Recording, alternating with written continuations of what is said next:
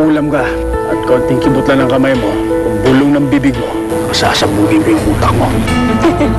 At ang tinatawa-tawa mo dyan? Malapit ka na kasing makatulog.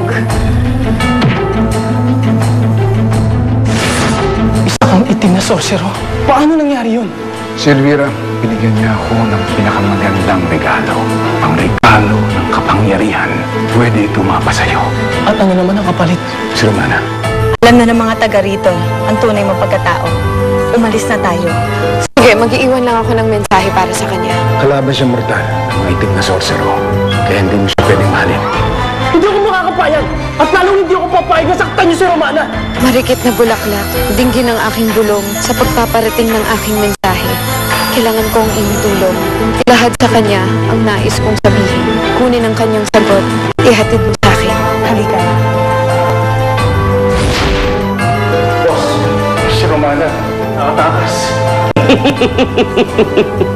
Elvira, yan ba ang hinandugan mo ng kapangyarihan? Mukhang nagkamali ka. Huwag mo akong subukan, ganda! Tigil! Magkakampi tayo dito. Si Romana ang kalaban, hindi ang isa't isa! Inigo, tumigil. Hindi ba pwedeng tumakas?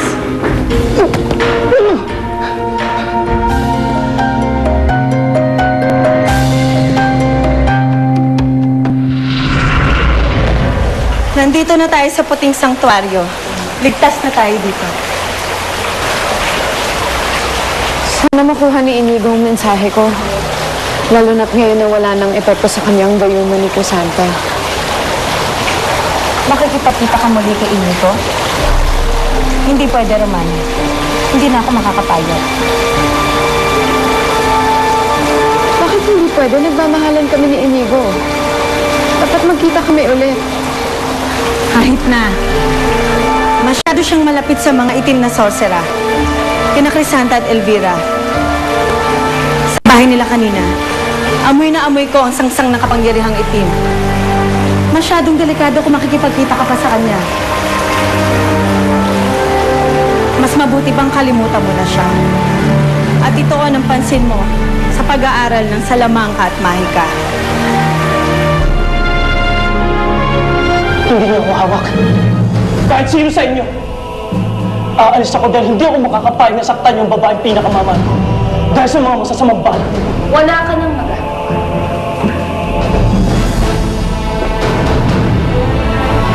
Malaking bagay ito kesa sa pagmamahalan ng dalawa ni Romana. May digmaang namamagitan sa mga itim na sorcerer at mga puting sorcerer. At si Romana lamang ang tanging para masiguro ang pagkapanalo ng mga itim na sorcerer. Wala na akong pakialam kung anumang digmaan meron kayo.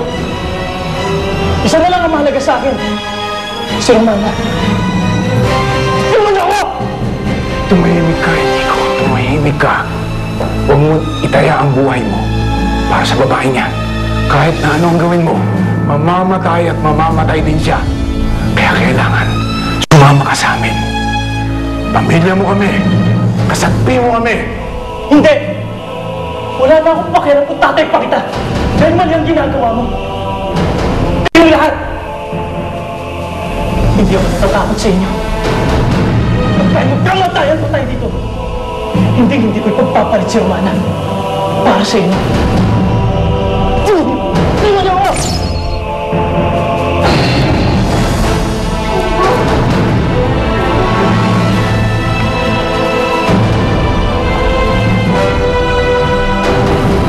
Anong ginawa mo sa kanya? Huwag ka mag-alala, Philip. Libangan ako. May papel pa siyang gagampanan para sa mga plano.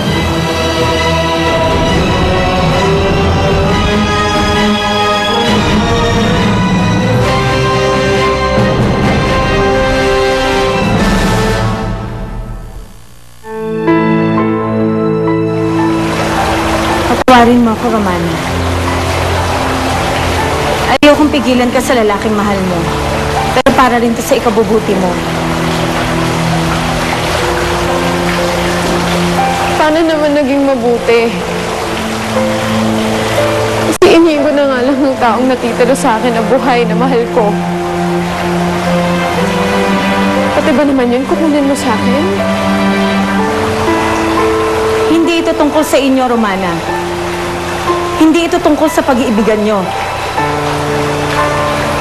Isipin mo na lang ang mga taong pwedeng madamay kapag nakuha ka ng mga sorcerang itim.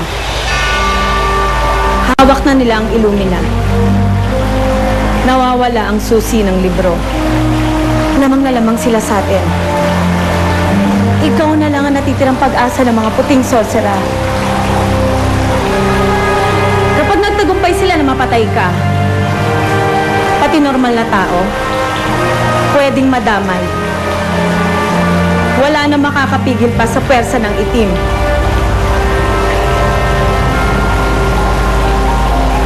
Paano naman ako? Paano kami ni Inigo? Akala mo ba gusto ko to? Akala mo ba gusto kong pigilan kayo? Hindi. Dahil ayoko nasasaktan ka. Romana, patawarin mo. Pero ito ang tama. Ito ang makakabuti para sa nakararami.